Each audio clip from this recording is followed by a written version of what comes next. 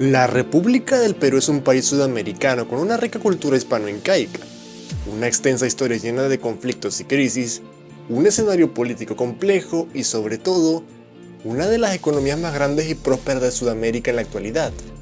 Posee el sexto Producto Interno Bruto más alto de esta región, y a su vez, esta tiene un crecimiento del 2% anual, un índice de desarrollo humano alto, una línea de pobreza por debajo del 20% y una inflación por debajo del 2%. También tengan en cuenta que según la época en la que miren este video, estas cifras podrían haber cambiado. Sin duda Perú es un país que impresiona con facilidad, por su gran crecimiento y estabilidad que lo ha convertido en una auténtica tierra de oportunidades para muchos. Sin embargo, y por desgracia, hubo una época en donde Perú fue todo lo contrario a lo que es hoy en día. Un país con conflictos internos, crisis económicas, hiperinflación y unas condiciones de vida precarias, que hicieron de la nación de los incas un auténtico estado fallido. Es realmente interesante la historia de cuando el Perú estuvo en su punto más bajo económico y socialmente hablando, y es todavía más interesante la historia de cómo se levantó de esto para convertirse en la nación que es hoy en día.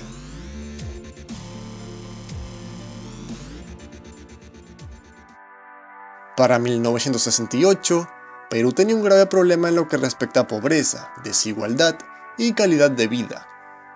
Un porcentaje considerablemente grande de la población era rural, y a su vez en muchas instancias esta estaba sujeta a condiciones laborales de explotación y discriminación. Como respuesta a esto, ese año ocurre un golpe de estado donde se instala un gobierno militar, con la idea de iniciar reformas de corte socialista para contrarrestar toda esta injusticia. Irónicamente, este gobierno se llamó el Gobierno Revolucionario de las Fuerzas Armadas, y estuvo encabezado por el general Juan Velasco Alvarado. Pronto Velasco Alvarado comenzó a cumplir con las promesas, y realizó reformas como la nacionalización de la banca nacional, la nacionalización de toda la industria minera y pesquera, aumento del gasto en defensa, expropiación en masa de empresas de telecomunicaciones del país, y sobre todo, la reforma más ambiciosa y costosa, la reforma agraria. Todas estas reformas tuvieron algunos avances en el ámbito social, mejorando parcialmente la calidad de vida y reduciendo la desigualdad y situación de extrema pobreza. Sin embargo, a medio y largo plazo, estas reformas fueron un desastre. La deuda peruana empezó a crecer como la espuma, la moneda peruana comenzó a devaluarse creando inflación, las empresas estatales funcionaban muy deficientemente, y la agricultura peruana, en ese momento pilar importante de la economía, vio un abrumador colapso, debido a que las tierras pasaron a manos de gente poco capacitada para administrarlas. Para 1975, el Estado peruano se encontraba aislado del mercado internacional, desconociendo las deudas y en condición de bancarrota. Velasco Alvarado fue removido del cargo en 1975 por su antiguo colaborador, Francisco Morales Bermúdez, quien sigue con el gobierno revolucionario de las Fuerzas Armadas, aunque con mucha menos intensidad, debido a que la crisis económica no daba para seguir con las ambiciosas reformas de Velasco. Bermúdez intentó dar marcha atrás algunas reformas de Velasco, aunque sin mucho éxito, y causándole mucha impopularidad, por lo que 5 años después, en 1980, convoca unas elecciones democráticas, donde gana Fernando Belaúnde Terry. Este presidente parecía ser la esperanza para la economía peruana, que iba directo al abismo. Sin embargo, su gobierno fue realmente accidentado. Durante su administración, surgieron grupos terroristas comunistas como Sendero Luminoso de corte chino y el MRTA de corte soviético, quienes empezaron a ganar mucho terreno fácilmente en la selva y en la sierra del Perú, debido a la pésima organización del ejército peruano y la poca colaboración entre el gobierno y los campesinos. También durante su gobierno, el Perú tuvo un conflicto con Ecuador, llamado la Guerra del Falso Paquilla. También ocurrió la crisis de la deuda latinoamericana, disparando todavía más la inflación, y el fenómeno del Niño azotó la costa del Perú. Todas estas crisis y conflictos en cadena hicieron que Belaúnde Terry no pudiera llevar a cabo la mayoría de sus reformas, y la economía siguiera estática. Pasaron 5 años, y en 1985 ocurren otras elecciones presidenciales, donde gana el candidato aprista Alan García.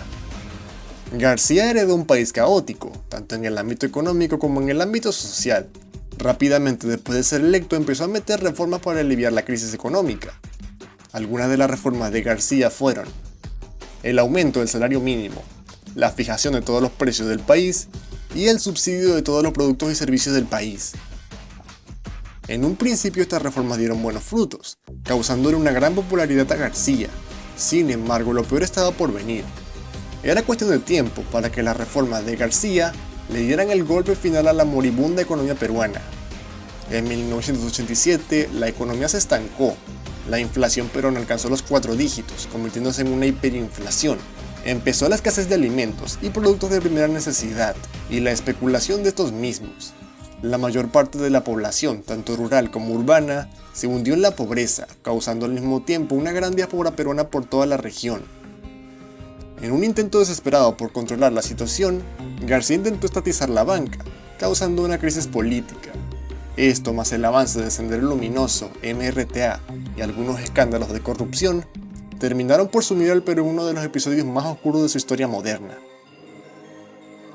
Pasaron otros 5 años y en 1990 en Perú ocurren otras elecciones presidenciales, donde es electo Alberto Fujimori y este se hace con el poder de un cuasi-estado fallido. 2 años después, en 1992, Fujimori cierra el Congreso y en 1993 modifica la Constitución, dándole total libertad para meter reformas y contrarrestar a los grupos terroristas que ya habían ganado muchísimo territorio en el Perú. Algunas de las reformas de Fujimori fueron: privatización masiva de las empresas estatales más deficientes, eliminación de gran parte de la burocracia y las regulaciones del mercado, liberación de todos los aranceles, y el establecimiento de un tratamiento igualitario entre la inversión nacional y la extranjera. Estas reformas, sumadas a la renegociación del pago de la deuda, lograron por primera vez poner los indicadores económicos del Perú en verde. Con respecto al terrorismo, se estableció una cooperación entre el gobierno peruano y los campesinos, más sumado a estrategias militares, más sumado a la captura de Abimael Guzmán, líder de Sendero Luminoso, más sumado a un fuerte autoritarismo del presidente Fujimori, se logró derrotar al MRTA y a Sendero Luminoso ya para el año 2000. De esta forma Perú logró levantarse de una de las peores crisis de su historia, una de las peores de la región, y convertirse en el gran país que es hoy en día. Hey, si el video te gustó, por favor, dale like y suscríbete. Comparte este video con tus amigos y hasta la próxima.